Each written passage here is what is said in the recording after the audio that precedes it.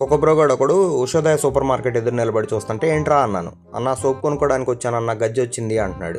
ఇదేంట్రా ఎండాకాలంలో ఎండిపోయిన పొలంలాగా తయారైంది అని చెప్పి సరే బిస్కెట్ చేస్తుంటే మా క్లాస్మేట్ ఒక అమ్మాయి పక్కనే నిలబడి చూస్తుంది. ఓయ్ నువ్వెప్పుడు వచ్చావు అన్న.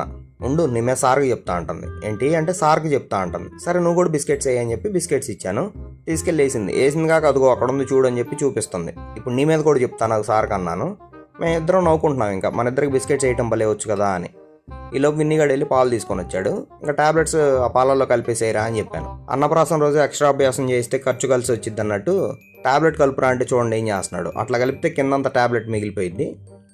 ఈలోపు మా ఫ్రెండ్ వెళ్ళిపోయి వెనకాల డ్యాన్స్ ప్రాక్టీస్ చేస్తుంది. మాకు తొందరలో ఫేర్వెల్ పార్టీ ఉంది. ఫేర్వెల్ అంటే ఏంటి బ్రో అంటే నర్సరీ వాళ్ళు ఎల్కేజీ వాళ్ళకి ఇచ్చేదన్నమాట. ఫేర్వెల్ అంటే మంచిగా ఇవ్వాలి కదా అని చెప్పి మా ఫ్రెండ్ డ్యాన్స్ ప్రాక్టీస్ చేస్తుంది. ఒక బ్రోగాడు మరి బాగుపడతాడా బ్రో అంటే బాగుపడే లక్షణాలు ఉంటే బాగుపడతాడు.